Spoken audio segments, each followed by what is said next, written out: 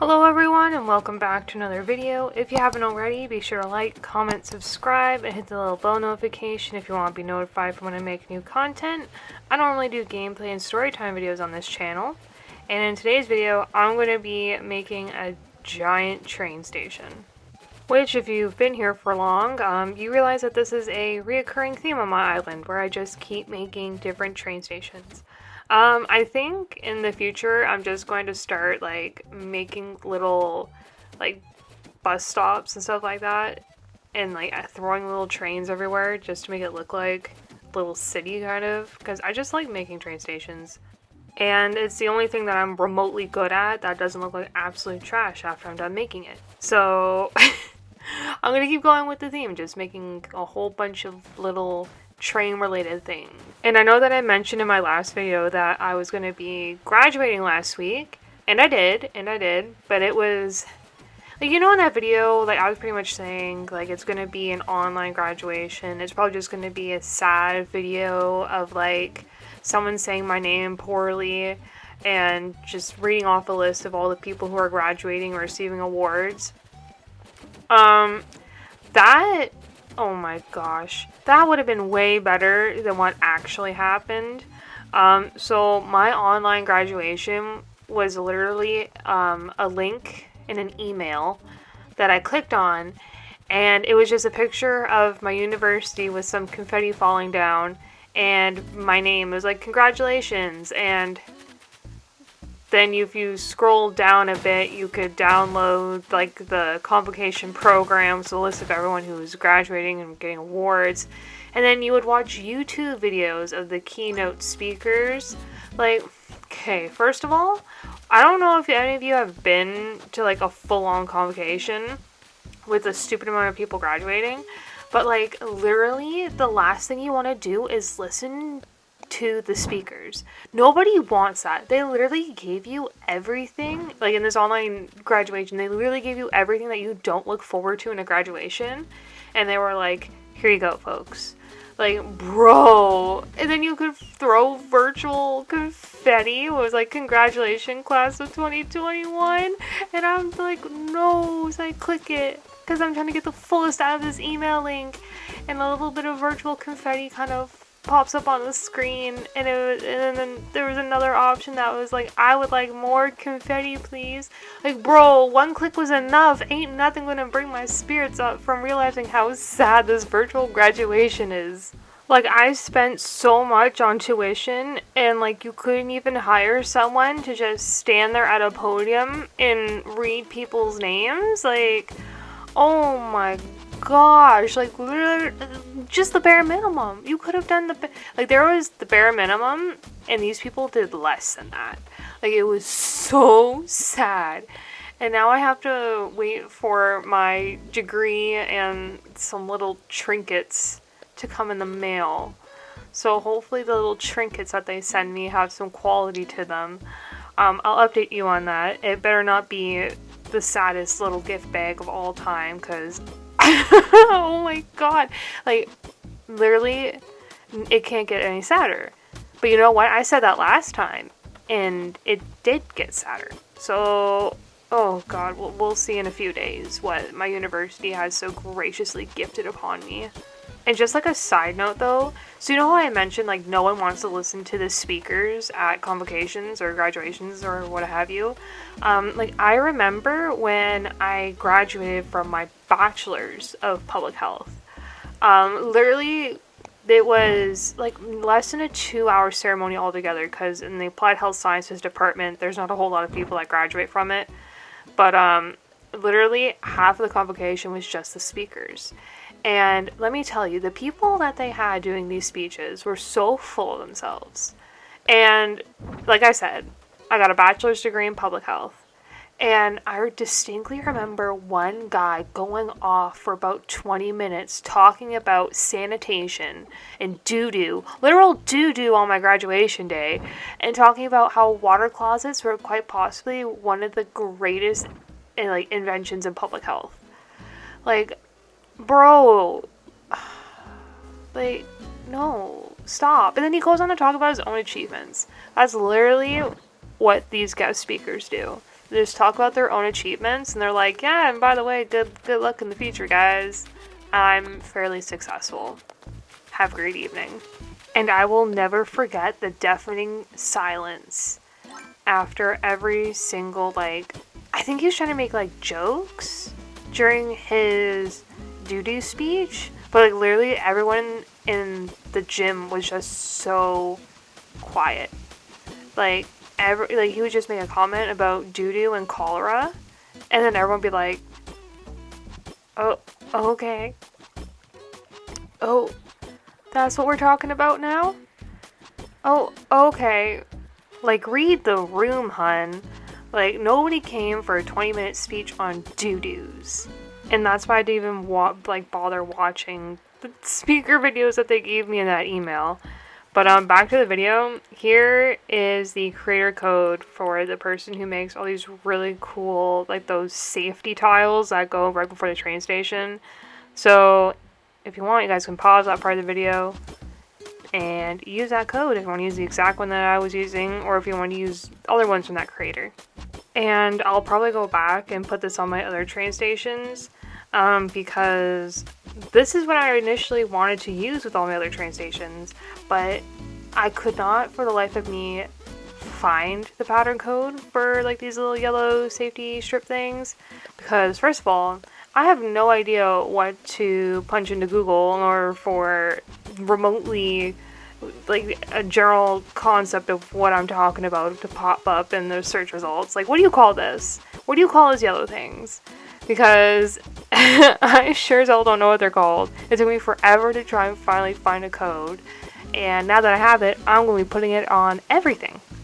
And if anyone has any idea how I can make that tunnel look any better, because the white outline on those simple panels does not work.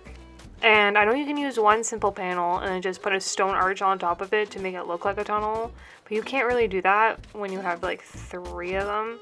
So if anyone has any idea how I can make that whole thing black without it having like those white lines all the way through my tunnel, let me know, because I have no idea how to fix it, and I would greatly appreciate some information on how I can fix it. And in this video as well, I'm going to be decorating the kind of like the outside where I'm going to have those stairs built over there, and then the front of the train station. But I'm going to probably make separate videos on me doing the outside, and just have this video dedicated to like the main like central train station itself. Or else it'll be like 40 minutes long, and I don't want to put myself or you guys through that 40-minute long video. So yeah, we're gonna break it up into smaller, more, palatable chunks, if you will. Also, update on my garden if anyone cares, because I know last time I talked about it, I just talked about these sad 6 Home Depot onions that were in it. Well, guess what, folks? Those sad Home Depot onions are now the size of a small child, and I'm hoping that they will be ready to be picked within a few weeks. Well, other than the sad, we'll call them the sad 6. Other than the sad 6, like, I don't know what happened, but literally every single plant that is now in that garden is now stupid huge. Like, I don't know, like, what these plants are on, but literally, like, one day they're barely off the ground, and then next, like, they're literally the size of a baby. And it was getting to the point where, like, seeds from, like, plants from the previous year they were still in the soil, and we had random plants popping up all over this garden. And I took one of the extra plants, and I did a plant trade with one of my friends, because apparently their boyfriend's mom keeps buying plants, but never plants them. And they just had a bunch of plants that were going to die because I guess the mom wasn't watering them or planting them, and they weren't doing so hot. So I took out one of the tomato plants from my garden, because it was just a random guy growing on top of the sad 6. And I did a little plant trade with one of their blackberry bushes.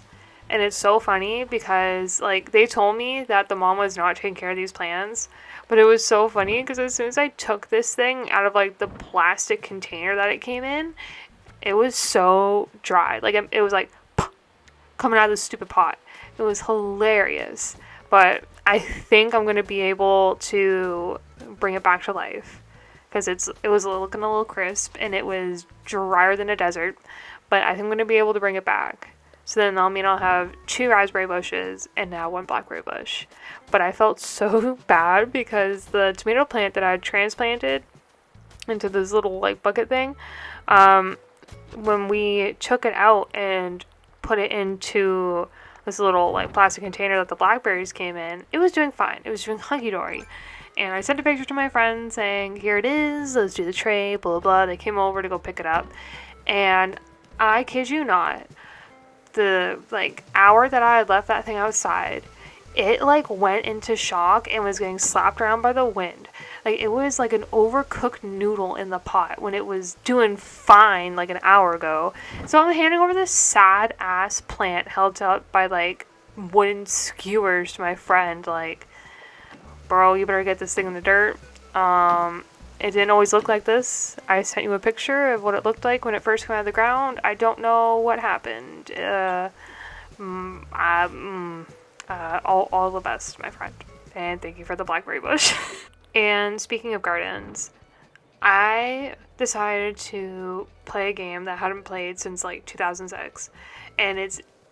Don't laugh. It was Viva Pinata. And I have basically got every single achievement in the game, except for my very last achievement that I need to get is one where you have played the game for 50 hours. Guys, by the time I like got every single achievement in the game other than this last one, I had only played the game for 22 hours.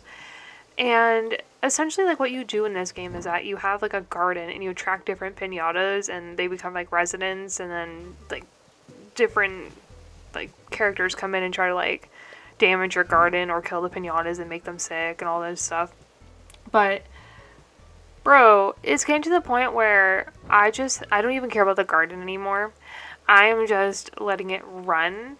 So, I'm just letting this game play in the background for, I think I have like 14 hours left. And honestly, like the way I had the garden before I just started running it, it wasn't a bad looking garden. Like it had a whole bunch of pinatas. I had 2 random unicorn things, which are like unicorn pinatas. And I swear to God, as soon as I started just like letting the game run just to see what would happen, just to get this achievement, literally, like, my garden is like a barren wasteland with like worms, like these sparrow pinatas, and these fly and moth pinatas. Like that's it. Like just these little like grummy little nasty little pinatas, and everything else is like dead. And bro, it's to the point where I don't even care anymore. Like as soon as I get this last achievement, I'm packing that game up. I 100'd it, and I'm putting it back on the shelf. Like, and it's so sad too because I've been putting off this last achievement for so long. But anytime I open up the Xbox app, it's like staring me in the face that I have like one more left, and I'm like, screw it. I'm going to try and get this thing. And, bro, I have 14 more hours left. It's so painful. Everyone I like talk to about it, they're like, oh, just like leave it running in the background, don't like watch a movie or something like that. But you can't do it. You literally have to keep the game on. You have to keep like a side eye on it because different like notifications will come up, and if you don't click out of them, like the clock freezes.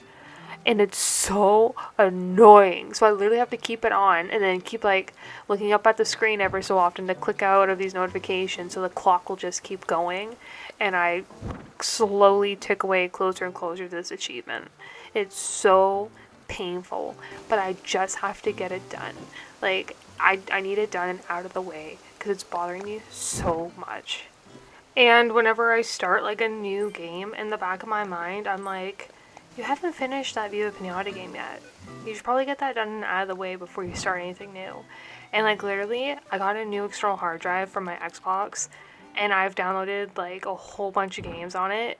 And I'm like, bro, you can't really start these games until you finish Viva Pinata. I don't know why, but it's just eating me mentally that I need to finish off the last 14 hours of this game and get that last achievement before I can move on. So now I'm probably gonna like spend the next week just putting in a couple hours here and there, just trying to clock in as much time as I can on this game to break down those 14 hours. Even saying it out loud, like the amount of dread is just insane. Like I do not want to do this, but at the same time, like it's eating eating away at my ability to try and start new games, because I'm like, you know what, I'm playing this game when I could be playing Viva Pinata just to get the last 14 hours. Has someone ever like felt that way before? Like they have one achievement left in a game and they're just like, I need to get this last achievement before I can move on and do anything else, or that last achievement that's just haunting them. Because, like, this is painful. And just, like, a little side note, this little area that I'm working on here, and the one I was working on previously, where I was, like, the front of, like, the little tunnel area, those are the two areas I'm talking about, and we're going to make separate videos for them, just because there's a lot that I want to do with it, even though it's, like, a small space. But, God, just to slap it all in one video is going to be way too much. And I'm probably going to go back and redo this whole area with Judy's house to make it look more like a small city that's attached to a bus stop, as opposed to some overgrown, sad looking house on top of a cliff. So this is the part where I have basically like the majority of everything that I want in this area here, and I'm just gonna start adding like scattered papers and stacked documents, just because I feel like it adds like that little bit of detail. Like, oh, doesn't that look like a dirty subway? It's beautiful. Love it. And that top left corner over there, I tried to use like the arcade games as like kind of like a automated ticket booth kind of thing. And I was just trying to make it different in comparison to my other train station that I've done, where I've used a whole bunch of stalls and put like little like clothing mannequins behind it to make it look like a person behind the counter, because I felt like, one, I wanted to make it look a little bit different, and two, I wanted to make it look a little bit more like modern, because I feel like so many stations now have like these automated ticket dispensers just everywhere. And I realized that the gap that I made between the two machines was pretty flippin' big, and if I put anything between them, you wouldn't really be able to see it, so I decided to just put like a little bit of fencing in between it just to fill in the gap there. And that's the final product, guys. That's the end of the video. Hope you guys enjoyed it, and I'll see you in the next one. Bye!